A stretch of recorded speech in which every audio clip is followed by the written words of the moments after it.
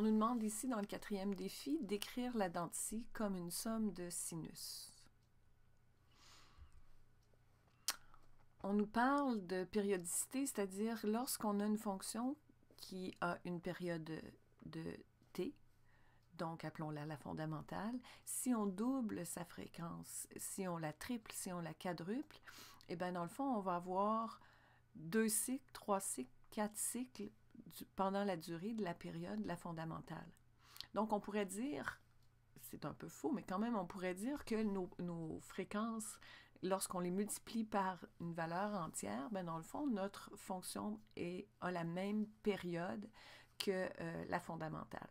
C'est faux parce que quand on dit qu'une fonction a la période machin, eh bien, c'est la plus petite valeur, finalement, de répétition. Alors là, ici, si j'ai une période de t sur 2, eh bien, c'est pas de demi-t, c'est pas vraiment la période, mais sur t, ma fonction va quand même se répéter. On sait aussi que lorsqu'on additionne des fonctions périodiques de même période ensemble, ça nous donne une fonction qui est périodique de période t. On nous a suggéré un modèle, donc quelque chose qui ressemble à une dent de scie, et puis ce qu'on a pris, c'est la fonction sinus. Donc la fonction sinus a une période de 2π, on reconnaît la période de 2π ici, et la série qui a été proposée, c'est celle où on modifie la fréquence par des valeurs entières, donc ici n égale 1, puis 2, puis 3, 4, jusqu'à 5. Donc la fréquence est doublée, triplée, quadruplée, quintuplée. Et puis on a quand même fait une petite variation ici sur l'amplitude. Qu'est-ce que c'est ça? On a divisé l'amplitude par n, d'un facteur n. Peut-on, en additionnant des fonctions continues, avoir une fonction qui ne serait pas continue? Ce serait impossible. Si on additionne des fonctions continues, on va forcément avoir une fonction continue. Donc, le saut dans notre dent, on ne pourra jamais aller chercher en additionnant des sinus. Ce sera impossible. On va, près du saut, là, avoir plutôt une remontée là, spectaculaire parce que le sinus, étant continu, il ne pourra pas décider de popper là, et de perdre sa continuité. Bon, ben, essayons de modéliser ça. On va aller chercher le seul outil qu'on a, qui est Wallis, dans ce cas-ci. Alors, j'ai pris la fonction sinus, j'ai joué sur la fréquence, donc je vais avoir une fréquence de 1. J'ai une période de 1 sur ma dent de scie. Donc, une période de 1, ça veut dire une fréquence de 1. On a notre 2πf fois x, donc f vaut 1, d'où le 2π qui est ici.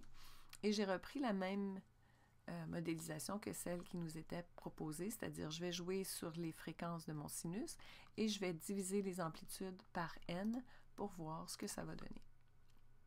Alors, si je fais ça, j'obtiens quelque chose qui ressemble à une dent de scie.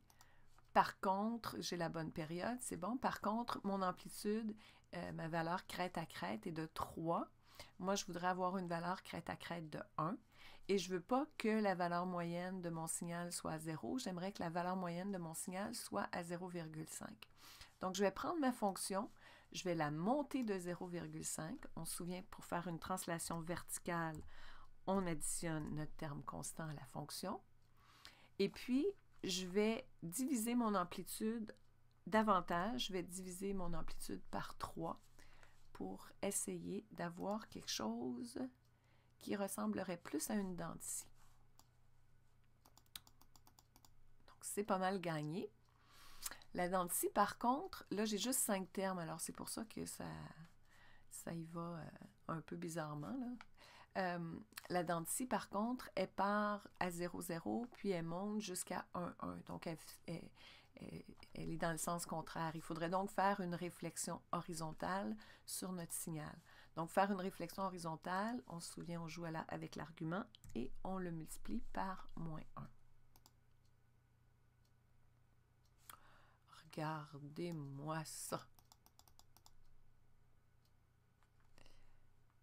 Je peux essayer avec un peu plus de termes si ça peut vous convaincre. Il faut y aller doucement parce que des fois, Wallis n'aime pas ça. Ne m'abandonne pas. Ah, c'est bien. Regardez ça. Donc là où j'ai un saut, les sinus vont tout le temps, je vais avoir plus de bruit, là, je vais avoir plus de décalage. Dans le milieu de l'intervalle, j'ai presque ma dentition parfaite. Donc voilà, j'ai réussi à modéliser mon signal en additionnant des sinus seulement.